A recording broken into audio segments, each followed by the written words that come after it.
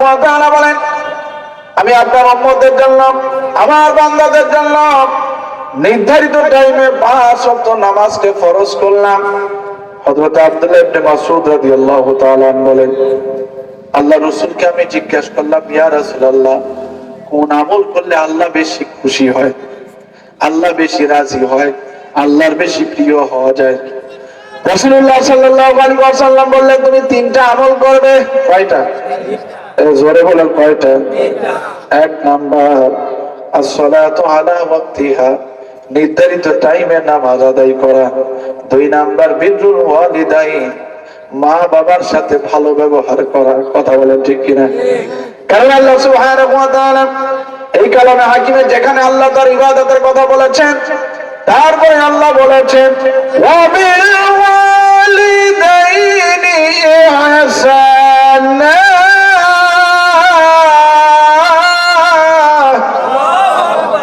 বান্দা তুই ইবাদত করবি একমাত্র আমি আল্লাহর, আল্লাহর সাথে কাউকে শরীক করবি না। আমার হুকুম পালন করার পরে তোর 2 নাম্বার দায়িত্ব হলো ওয়া বিল ওয়ালিদাইনি ইহসানা, তুই তোর মা বাবার সাথে ভালো ব্যবহার করবি। সুবহানাল্লাহ বলেন। আর 3 নাম্বার হলো আল জিহাদু ফি সাবিলিল্লাহ, আল্লাহর রাস্তায় জিহাদ করা। তাহলে আল্লাহর রাস্তায় জিহাদ করার চাইতেও বেশি ফজিলতপূর্ণ নির্ধারিত টাইমে নামাজ আদায় করা আর মা বাবার সাথে ভালো ব্যবহার করা। কথা বলেন ঠিক কিনা? যারা বলেন ঠিক কিনা? তোর মুসলমান ধরওয়াল কোরআন, ফিরায়ে জানো সেই হারানো সম্মান। লিল্লাহি তাকবীর, আল্লাহু আকবার। তাকবীরের জোর ভালো না, অথচ খিচুড়ি আমি খারাপ দেখলাম না। হুজুর গরু একটা জবাই করছে, ভালো কাজে প্রতিযোগিতা ভালো, এটা খারাপ কিছু। কথা বলেন ঠিক কিনা? মানুষ কষ্ট করে ওয়াজ শুনে, একটু তবারকের ব্যবস্থা করার দরকার। জোরে বলেন। এর আগে আপনাদেরকে বলেছিলাম মুসলমানদের ঘুমানোর জায়গা হলো কবর। কথা বলেন ঠিক কিনা? না না, এই দুনিয়া থাকার জায়গা না। কথা বলেন ঠিক কিনা? না না, এই দুনিয়া থাকার জায়গা না। কথা বলেন ঠিক কিনা? কবরের বাস পচার আগে তোমার দেহ খানা পচে যাবে। কথা বলেন ঠিক কিনা? আজ যে মাটির উপর তুমি, কাল সে মাটি তোমায় গিলে খাবে। কথা বলেন ঠিক কিনা? আজকে মাটির উপরে বড় অহংকার করি, গর্ব করি। আল্লাহ কোরআনে বলছে ওয়ালা তামশি ফিল আরদি মারাহা, বান্দারে দুনিয়া অহংকারের সাথে চলিও না। আজকে যে জমি নিয়ে মারামারি করি, দুনিয়া থেকে বিদায় নেওয়ার পরে এই মাটি আমাকে গিলে খাবে। কথা বলেন ঠিক কিনা?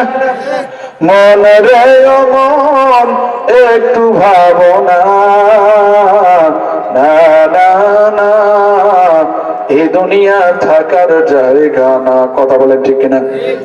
আজ বেশি জোরে তুমি দানকে করবা, পাপের টাকায় করছো প্রাসাদ, খাচ্ছ যে হারাম। কথা বলে ঠিক কিনা? কিয়ামতের আগে মানুষেরা ধন সম্পদের জন্য হালাল হারামের কোনো পার্থক্য করবে? রাখছো কি গো সেই কবর, খবর ডাকছে তোমায় আধার কবর। কথা বলে ঠিক কিনা? রাখছো কি গো সেই খবর, ডাকছে তোমায় আধার কবর। কবর কিন্তু বীর বাহাদুর কাউরে চিনে না। বলেন না না না, এই দুনিয়া থাকার জায়গা না। কথা বলে ঠিক কিনা? এই দুনিয়া থাকতে দেওয়া হবে। এই জন্য প্রিয় ভাইরা, একটু তাকবীর আমরা জোরে দেই। কোরআনের মাহফিলে আসছি, যেটি আমি আপনাদের বলতেছিলাম, আমাদের ঘুমানোর জায়গা হলো কবর, খেলাধুলার জায়গা হলো জান্নাত, আর আমলের জায়গা হলো দুনিয়া। কথা বলে ঠিক কিনা? যে দুনিয়াতে আমল করবে তার কবরে ঘুমাতে পারবে, যে দুনিয়াতে আমল করবে না সে কবরে ঘুমাতে পারবে। যে দুনিয়াতে ভালো আমল করবে সে জান্নাতে হবে, জান্নাতে গিয়ে খেলাধুলা করবে। যে দুনিয়াতে আমল করবে না তার জাহান্নাম ছাড়া কোনো উপায় থাকবে। এই জন্য ভাই, একটু কষ্ট হলেও আমরা আজকের রাতটা, আজকের দিনটা কষ্ট করব। কথা বলে ঠিক কিনা? দিন মুসলমান ধরওয়াল কোরআন, ফিরায়ে আনো সেই হারানো সম্মান। লিল্লাহি তাকবীর।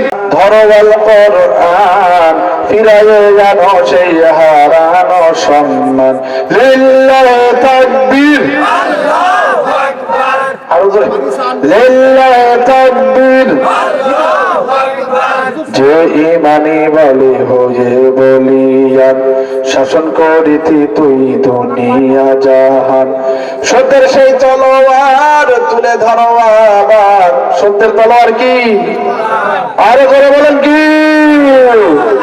সত্যের সেই তলোয়ার তুলে ধরো আবার দুনিয়াতে সামনে কোরআনের শাসন আসবে আমি চাই আর না চাই কথা বলেন ঠিক কিনা আমার ভালো লাগুক আর না লাগুক কথা বলেন ঠিক কিনা বিগত 1 শতাব্দীতে পৃথিবীর মুসলমানরা মার খেয়ে কারণ এই শতাব্দী হলো কোরআনের শতাব্দী এই শতাব্দী হলো ইসলামী আইনের শতাব্দী কথা বলেন ঠিক কিনা দুনিয়ার সব শাসন আমরা দেখেছি এবার আমরা কোরআনের শাসন দেখতে চাই কথা বলেন ঠিক কিনা সত্যের সেই তলোয়ার তুলে ধরো আবার পাপ দুনিয়া ভেঙে করো চুরমার লিল্লাহি তাকবীর আল্লাহু আকবার লিল্লাহি তাকবীর আল্লাহু আকবার আল কোরআনের আলো ঘরে ঘরে জ্বলো সংসদে বললে সমস্যা দুনিয়ার সবাই চাইতে পারে আমরা চাইতে পারি না হযরত পয়গম্বর সুলাইমান বললেন আল্লাহ তুমি আমারে কেমন বাদশাহী দাও যে বাদশাহী দুনিয়াতে কাউরে দেবে না হযরত ইউসুফ আলাইহিস সালাম বললেন আল্লাহ তুমি আমাকে অর্থমন্ত্রীর দায়িত্ব দিয়ে দাও আমি সুন্দরভাবে চালাবো এটা কি তারা দুনিয়া পাওয়ার জন্য চেয়েছিল দুনিয়াকে সুন্দর করার জন্য বলেছে আমাদের নবীকে আল্লাহ বাদশা বানায় নাই আমাদের নিয়ত পরিশুদ্ধ থাকবে আমরা দুনিয়া চাই না কিন্তু দুনিয়ার শান্তি চাই কথা বলেন ঠিক কি না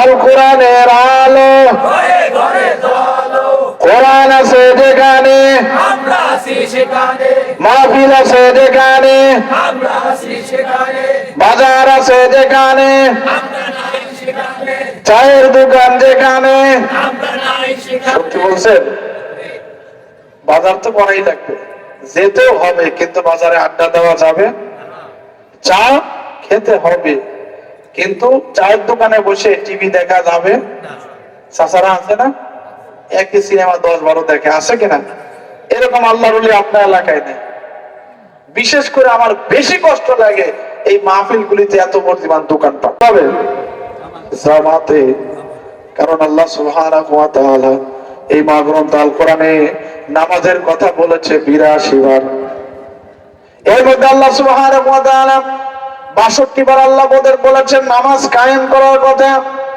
একবার আল্লাহ বলেছেন পড়ার কথা একবার আল্লাহ বলছেন কি সূরা কাউসারে আল্লাহ কি বলছেন ফাসাল্লি রাব্বিকা ওয়ানহার আপনি আপনার রবের জন্য নামাজ পড়ুন এবং কুরবানি করুন আর সব জায়গায় আল্লাহ সুবহানাহু ওয়া তাআলা বলেছেন আকিমুস সালাহ আকিমুস সালাহ আকিমুস সালাহ আকিমুস সালাহ বান্দা নামাজ কায়েম করো নামাজ কায়েম করো নামাজ কায়েম মানে হলো আমি নিজে নামাজি হব আমার পরিবারের সবাইকে নামাজি বানাবো এবং আমার সমাজে কোনো বেনামাজি থাকবে যেটা বেনামাজি হবে ওরে সামাজিকভাবে বয়কট করব কথা বলে ঠিক কিনা ওর কোনো দাওয়াতে যাব না নামাজ পড়তে হবে কথা বলে ঠিক কিনা তুই মুসলমান না অনেকে আবার দেখবেন বলে আমি নামাজ পড়ি না কিন্তু ঈমান ঠিক আছে আরে যে নামাজ পড়ে না ওর তো ঈমানই নাই কথা বলে ঠিক কিনা আবার ঈমান ঠিক হবে কেমনে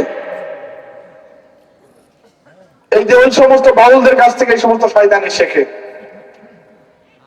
রাসূলুল্লাহ সাল্লাল্লাহু আলাইহি ওয়াসাল্লাম বলেন আল ফারকু বাইনাল কুফরি ওয়াল ঈমানি তারকুস সালাম মুমিন আর কাফেরের মধ্যে পার্থক্য হলো নামাজ মুয়াজ্জিন যখন আযান দেবে একজন মুমিন কখনো আর দাঁড়িয়ে থাকতে পারে না এজন্য বলেন পারে মুমিনের দায়িত্ব হলো মুয়াজ্জিনের আযানের পরে সবার আগে নামাজের প্রস্তুতি গ্রহণ করা কথা বলেন ঠিক কি না কারণ রাসূলুল্লাহ সাল্লাল্লাহু আলাইহি ওয়াসাল্লাম বলেন as-salatu imaduddin দিনের মূল ভিত্তি বা খুঁটি হলো নামাজ মান আকামাহা ফাকাদ আকামাদ-দ্বীন যে ব্যক্তি নামাজ আদায় করলো সেই ব্যক্তির দিন ঠিক আছে ওমান তারাকাহা আর যে ব্যক্তি নামাজ ছেড়ে দেয় ওই ব্যক্তির দিন ঠিক থাকে আমাদের দাওয়াত ও তাবলীগের ভাইরা প্রতি সপ্তাহে কাজ করে 40 দিনের চিল্লাই পাঠায় কেন? শুধু একটাই কারণ, একজন মানুষ একাধারে 40 দিন যেন জামাতের সাথে নামাজ আদায় করে। কথা বলেন ঠিক কিনা? মানুষ যেন সবাই নামাজি হয়ে যায়। কথা বলেন ঠিক কিনা? রাসূলুল্লাহ সাল্লাল্লাহু আলাইহি ওয়াসাল্লাম বলেন, মান সাল্লা 40 ইয়াওমান ফিল জামাত, যেই ব্যক্তি একাধারে 40 দিন জামাতে নামাজ আদায় করবে। কয়দিন?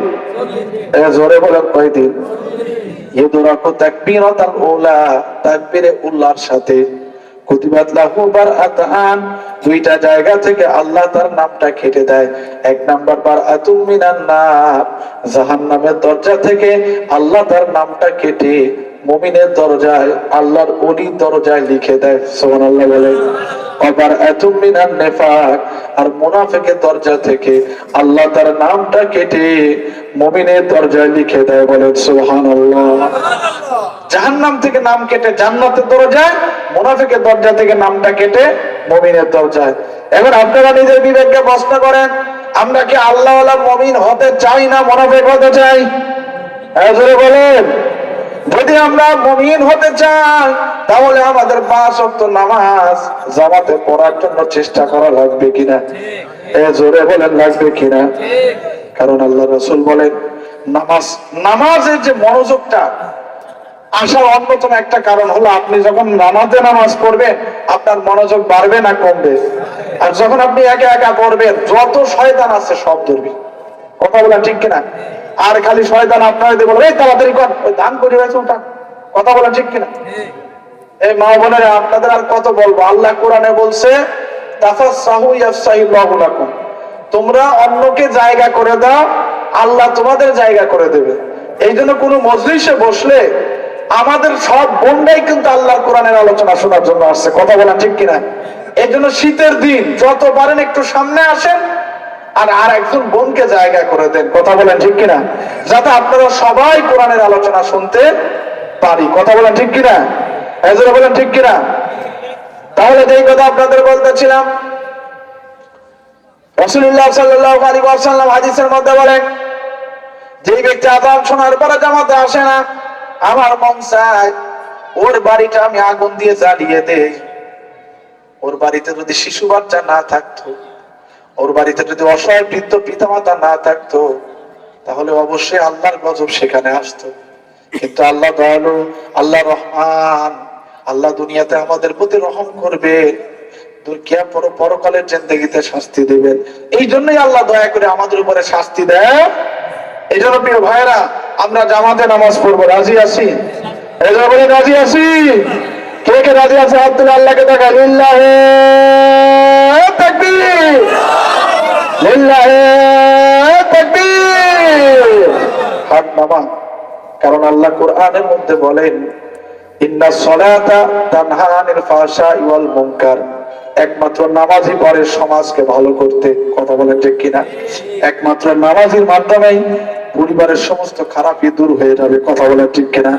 একমাত্র নামাজি হলেই গাঁজাখোর মদখোররা ভালো হয়ে যাবে। কথা বলেন ঠিক কিনা?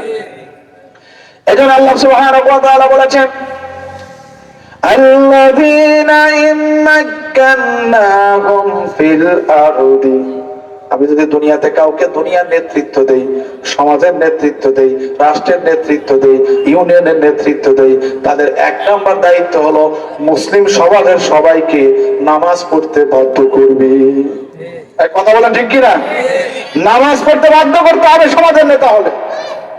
কেন তুমি নামাজ পড়বে না? কারণ নামাজ কায়েম করতে হবে। কায়েম মানে কি? মুসলিম সমাজে বেনামাজি থাকবে, বলেন বেনামাজি থাকবে, আর যে বেনামাজি থাকবে ওরে আমরা সামাজিক ভাবে বয়কট করবো। কথা বলেন ঠিক কিনা? বলেন ঠিক কিনা? রাসূলুল্লাহ সাল্লাল্লাহু আলাইহি ওয়াসাল্লাম হাদিসের মধ্যে বলেন, কিয়ামতের আগে মসজিদগুলি অনেক সুন্দর হবে, অনেক চাকচিক্য হবে, কিন্তু মসজিদে মুসল্লি হবে না। আগের জামানায় মসজিদ ছিল কাঁচা, মুসল্লি ছিল পাকা। এই জামানায় মসজিদগুলি পাকা, মুসল্লি কাঁচা। আজকে ফজর নামাজ ইনশাআল্লাহ আমরা শরীক হব, রাজি আছি?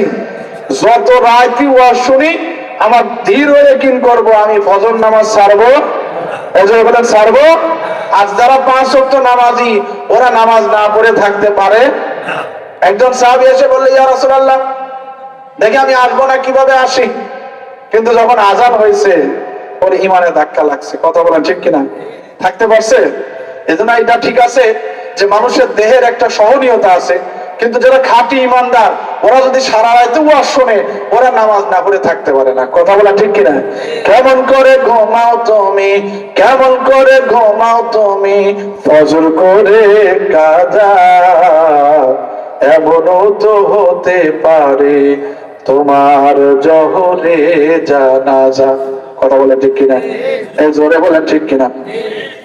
মুসলিম হয় না জন্ম নিলে মুসলমানের ঘরে, কাফের মুমিন তফাৎটা হয় সালাতের উপরে। কথা বলেন ঠিক কিনা? মুসলিম হয় না জন্ম নিলে মুসলমানের ঘরে, কাফের মুমিন তফাৎটা হয় সালাতের উপরে। এই দুনিয়ায় নামাজ করবো, এই দুনিয়ায় নামাজ করবো, হয় না জানো কাজা, এমনও তো হতে পারে তোমার জহরে জানাজা। কথা বলেন ঠিক কিনা? জোরে বলেন ঠিক কিনা? পৃথিবীতে আল্লাহ সুবহানাহু ওয়া তাআলা যত নবীদেরকে পাঠিয়েছে সমস্ত নবীরা তার সন্তানদেরকে তাদের উম্মতকে নামাজের আদেশ করেছে। কিসের আদেশ করছে? এই জোরে বলেন। পয়গম্বর হযরত ইসমাঈল আলাইহিস সালাতু ওয়াস সালাম তার পরিবারকে আদেশ দিয়ে বললেন, ওয়া কানা ইয়া'মুরু আহলাহু বিস-সালাত। হযরত ইসমাঈল আলাইহিস সালাতু ওয়াস সালাম বলেন, হে পরিবারের সন্তানেরা, আমি দুনিয়া থেকে চলে যাচ্ছি, তোমরা যারা আছো তোমরা কখনো নামাজ ছাড়বে? বাইরে যারা যুবকেরা তোমরা ঘোরাফেরা করছো ভিতরে চলে আসো। কোরআনের মাহফিলের চার দোকানে যেখানে সেখানে আড্ডা দিও না। এবার আল্লাহ সুবহানাহু ওয়া তাআলা পয়গম্বর হযরত মূসা আলাইহিস সালাতু ওয়াস সালামের ব্যাপারে বলেন, ইন্নানি আনাল্লাহু লা ইলাহা ওয়া আনা ফা'বুদুনি ওয়া আকিমিস সালাতা লিযিকরি। আল্লাহ সুবহানাহু ওয়া তাআলা বললেন, তুমি আমার স্মরণে নামাজ কায়েম করো। নামাজ কি করো? কায়েম করো। এরপর আল্লাহ সুবহানাহু ওয়া তাআলা বলেন, পয়গম্বর হযরত ইব্রাহিম আলাইহিস সালাতু ওয়াস সালাম বলতেন, রব্বি জাআলনি মুকিমাস সালাতি ওয়া মিন যুররিয়াতি।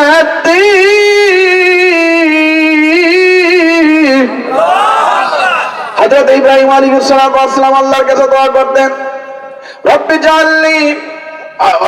হযরত ইব্রাহিম আলাইহিস সালাতু ওয়াস সালাম আল্লাহর কাছে দোয়া করতেন, রব্বি জাআলনি মুকিমাস সালাত, আল্লাহ আপনি আমাকে নামাজ কায়েমকারী বানিয়ে দেন।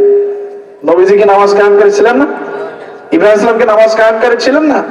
তারপরও আল্লাহর কাছে দোয়া করছেন, আল্লাহ আপনি আমাকে নামাজ কায়েমকারী বানিয়ে দিন। শুধু আমাকে বানাবেন তা না, ওয়া মিন যুররিয়াতি, আমার ছেলে সন্তান পরিবারের পরিজনদেরকেও আপনি নামাজি বানিয়ে দিন, আমার বংশকে নামাজি বানিয়ে দিন। এই জন্য আমরা এইভাবে আল্লাহর কাছে দোয়া করতে পারি। অথচ আমরা আল্লাহর কাছে দোয়া করি, আল্লাহ ছেলেরা ডাক্তার বানাও, ছেলেরা ইঞ্জিনিয়ার বানাও। ডাক্তার বানাতে কোনো আপত্তি নেই, ইঞ্জিনিয়ার বানাতে কোনো আপত্তি নেই। আল্লাহর কাছে দোয়া করতে হবে, আল্লাহ আমার ছেলে ডাক্তার হোক, ইঞ্জিনিয়ার হোক, কিন্তু আল্লাহ আমার ছেলে যেন কখনো বেনামাজি না হয়। কথা বলেন ঠিক কিনা? জোরে বলেন ঠিক কিনা? এই জন্য এইভাবে দোয়া করতে হবে। স্বয়ং আমাদের নবী আল্লাহর কাছে দোয়া করতেন, ওয়া'মুর আহলাকা বিস-সালাতি ওয়াজ-যাকাত। আল্লাহ আদেশ দিয়ে বললেন, ইয়া রাসূলুল্লাহ, ইয়া হাবিবাল্লাহ, আপনি আপনার পরিবারকে নামাজ এবং যাকাতের ব্যাপারে আদেশ করেন। নামাজ এবং যাকাতের ব্যাপারে আদেশ করেন। সাহাবায়ে কেরাম রাদিয়াল্লাহু তাআলা আলাইহিম আজমাইন, হাদিসের মধ্যে এসেছে তারা এমন ভাবে নামাজ পড়তেন, আল্লাহু আকবার বলে তারা নামাজে দাঁড়াতেন, পাখিগুলি তাদের মাথার উপরে এসে বসতো, গায়ের উপরে এসে বসতো, তারা নড়তেন না, সরতেন না। কি নামাজ পড়তেন? খলিফাতুল মুসলিমিন হযরত ওমর ইবনে খাত্তাব রাদিয়াল্লাহু তাআলা খলিফা হলেন। দুনিয়াতে আমরা খেলাফতের শাসন চাই কি চাই না? যারা বলেন চাই কি চাই না? এই পৃথিবীতে যতদিন পর্যন্ত চোরের শাস্তি ইসলাম অনুযায়ী না হবে, ডাকাতের শাস্তি ইসলাম অনুযায়ী না হবে, জিনাখোরদের শাস্তি ইসলাম অনুযায়ী না হবে, সুদখোরদের শাস্তি ইসলাম অনুযায়ী না হবে, ততদিন এই পৃথিবীর অশান্তি দূর হবে না। এই জন্য বলেন হবে না। হত্যাকারী শাস্তি ইসলাম অনুযায়ী না হবে। এই যে একজনকে মেরে ফেলে সঙ্গে সঙ্গে ধরে, তারপরে আর কোনো খবর আমরা। এই যে কিছুদিন আগে দেখলাম আফগানিস্তানে 50,000 লোকের সামনে কেসাসের আইন বাস্তবায়ন করছে। কারণ 50,000 লোক যদি দেখে, ইমানদাররা তো ওই কাজ করবেই না, শয়তান যদি কিছু থাকে ওগুলা 100% ভালো হইতে বাধ্য। কথা বলেন ঠিক কিনা? এই জন্য ইসলাম বলে যে অপরাধ যত বড় তার শাস্তি হবে তত কঠোর, আর ওই শাস্তি কোনো দেরি করা যাবে। যত দেরি করবে এই শয়তানরা তত সুযোগ পেয়ে যায়। অনেকেই শুনি 5টা 7টা 10টা মার্ডারের আসামি জেলখানায়, মারলে মানুষ মারলে কিছুই হবে, একটা মারি আবার বাইরে আবার আসে, পরে এই অবস্থা আছে কিনা? এই জন্য প্রিয় হাজে, যতদিন পর্যন্ত পৃথিবীতে খেলাফতের শাসন কায়েম না হবে, ইসলামের এই হুদুদ গুলি বাস্তবায়ন না হবে, এই পৃথিবী থেকে কখনোই অপরাধ দূর হবে না। এই জোরে বলেন হবে না। হযরত ওমর রাদিয়াল্লাহু তাআলা আনহু খলিফা হলেন, 32.5 লক্ষ বর্গ কিলোমিটার এই পৃথিবীর অর্ধ দুনিয়ার মালিক। তিনি খলিফা হওয়ার পরে বললেন, ইন্না আহাম্মা উমুরিকুম ইনদি, আমার কাছে সবচেয়ে গুরুত্বপূর্ণ বিষয় হলো আমি খলিফা থাকা অবস্থায় এই মুসলিম জাহানে কেউ নামাজ না পড়ে থাকতে পারবে না। বেনামাজি থাকতে তাদের ব্যাপারে কঠোর শাস্তির ব্যবস্থা করা হবে। সেই উমর রাদিয়াল্লাহু তাআলা দেখেন, ফজরের নামাজে দাঁড়িয়েছেন, আবু লুলু ফিরোজ শাহ আল মাজুসি নাম করে একজন মূর্তি পূজক, তিনি ওমর রাদিয়াল্লাহু তাআলা আনহুর কাছে এসে বলতেছে, হে খলিফা, আপনার সাহাবী মুগীরা আমার উপরে কর নির্ধারণ করছে বেশি করে। কয় তুমি কিসের কাজ করো? কয় আমি খঞ্জর নির্মাণ করি। খঞ্জর মানে বুঝেন, ছোট ছোট ছুরি। তো ওই জামানায় বড় অস্ত্রই তো আপনার তরোয়াল, আর হলো কি ছুরি। আর ছোট ছোট ছুরির ওই জামানায় খুব বেশি দাম। আবার যারা এটা নির্মাণ করে ওদের ইনকামও বেশি। ওমর রাদিয়াল্লাহু তাআলা বললেন, তুমি যে কর্ম করো সেই কর্ম অনুযায়ী তোমার কর তো কমই নির্ধারণ করছে, আরো বেশি নির্ধারণ করা দরকার। এই কথা বলাতে সে বেশি আরো রেগে গেল। আমি গেলাম খলিফার কাছে বিচার নিয়ে, খলিফা আরো আমার উপরে কর বেশি ধার্য করতে চায়, খলিফারে আমি সাইজ করব। নাউজুবিল্লাহ বলেন। ওমর রাদিয়াল্লাহু তাআলা আনহু রাতের বেলা স্বপ্ন দেখলেন, মোরগে তাকে 3টা ঠোকর মারছে। মোরগে এর মানে হলো কি, সে আত্মাইর হাতে নিহত হবে। হযরত ওমর রাদিয়াল্লাহু তাআলা আনহু তিনি ফজরের নামাজে দাঁড়ালেন। ওই যে আপনার আবু লুলু ফিরোজ শাহ 2 দিক বিশিষ্ট একটা ছুরি বানালেন, মানে এদিকেও ধার ওদিকেও ধার। এবার এই ছুরি নিয়ে, লম্বা জুব্বা বোঝেন না, বুরকার ভিতর থাকলে তো অনেক কিছু দেখা যায় না, লম্বা জুব্বার ভিতরে তো অনেক কিছু দেখা যায়। লম্বা জুব্বা পরে পিছনের কাতারে দাঁড়ালেন। ওমর রাদিয়াল্লাহু তাআলা আনহু নামাজে দাঁড়িয়েছে, মুহূর্তের মধ্যে এসে ছুরিটা খলিফার দেহের উপরে আঘাত করে ফেললো। নাউজুবিল্লাহ বলে। কয়েকটা আঘাত করে ফেললো। এরপরে সে নিজের জীবনটাকে বাঁচানোর জন্য সামনে দৌড়ালো। যাকে সামনে পায় তাকে ছুরি মারে, ভয় দেখো সামনে আসবে কিভাবে, 2 দিকেই ধারালো। একজন সাহাবী নিজের জামাটা খুলে তার মাথার উপরে নিক্ষেপ করছে। নিক্ষেপ করার সাথে সাথে তখন ও চোখে দেখে না, তখন জেপটে ধরে ফেলছে। কিন্তু ধরলে কি হবে, ও নিজেই নিজের গলা কেটে ফেলছে। হযরত ওমর রাদিয়াল্লাহু তাআলা দুনিয়া থেকে বিদায় নেওয়ার মতো পরিস্থিতি। এমন অবস্থায় খলিফাতুল মুসলিমিন নামাজকে ভুলে যায় নাই। সাহাবীদেরকে ডেকে বলতেছে, সাহাবীরা, আমি যে ফজরের নামাজে দাঁড়ালাম, তোমরা কি ফজরের নামাজ শেষ করেছো? সুবহানাল্লাহ বলে। এজন্য রাসূলুল্লাহ সাল্লাল্লাহু আলাইহি ওয়াসাল্লাম যখন দুনিয়া থেকে বিদায় নেবেন, লক্ষ থেকে 100 লক্ষ সাহাবায়ে কেরামদেরকে সামনে নিয়ে বললেন, আমার উম্মতেরা, 2টা জিনিসের ব্যাপারে তোমরা যত্নবান হবে। 1 নাম্বার, ওমা মালাকাত আইমানুকুম, তোমাদের অধীনস্থদের উপরে কখনো জুলুম করবে না, ভাইয়ের হক নষ্ট করবে না, বোনের হক নষ্ট করবে না, আত্মীয়র হক নষ্ট করবে না। মানুষের জমি জায়গা জমি জোর করে দখল করে খাওয়া যাবে? এজন্য বলেন যাবে? আপনি দখল করবেন, আপনারটা আর একজন দখল করবে। দুনিয়ার রাজনীতি দেখেন না, আপনি একজনের সরাবেন, জুলুম করবেন, আপনার উপরে আরেকজন এসে জুলুম করবে। কথা বলেন ঠিক কিনা? এই জন্যই বলা হয় বর্তমান দুনিয়ায় সবাই মাজলুম, সবাই জালেম। ওই যে ব্যবসায়ী দেখেন, ব্যবসা করে ওজনে কম দেয়, কিন্তু ওই ব্যবসায়ীর কাছে আবার আর এক চাঁদাবাজ এসে চাঁদা ধরে কিনা? অর্থাৎ সে নিজেও জালেম, আবার সে নিজেও কি মাজলুম। কথা বলেন ঠিক কিনা? আমরা জালেম হব না, আমরা মাজলুমও হব আর এই জমিনে কাউকে জালেম হতে দেব। কারণ আল্লাহ রাসূল বলেন 3 শ্রেণীর মানুষের দোয়া আল্লাহ কখনো বৃথা যেতে দেয় না। কয় শ্রেণী? 1 নাম্বার মা বাবার দোয়া, 2 নাম্বার মুসাফির দোয়া, 3 নাম্বার মাজলুম আল্লাহর কাছে দোয়া করলে ওই দোয়া কখনো আল্লাহ বৃথা দেয় না, দোয়া কবুল করে। জালেমের পতন অবশ্যই হয়, কথা বলেন ঠিক কিনা? এই জন্য পারলে মানুষের উপকার করব, ক্ষতিকারও করার চেষ্টা করব। এজন্য বলেন করব না। তাহলে যেটি বলতেছিলাম, রাসূলুল্লাহ সাল্লাল্লাহু আলাইহি ওয়াসাল্লাম বলেন 2 নাম্বার নামাজ। 2 নাম্বার কি? নামাজ। আমার উম্মতেরা নামাজের ব্যাপারে যত্নবান হবে। আমার উম্মত যখন নামাজ ছেড়ে দেবে কিয়ামত তখন নিকটে চলে আসবে, কথা বলেন ঠিক কিনা? আজকে দুনিয়ার দিকে তাকিয়ে দেখেন, মসজিদ অনেক হচ্ছে কিন্তু নামাজি কমে যাচ্ছে, কথা বলেন ঠিক কিনা? জোরে বলেন ঠিক কিনা? এজন্য আমরা মসজিদকে আবাদ করব, নামাজ কখনো ছাড়বো? জোরে বলেন ছাড়বো।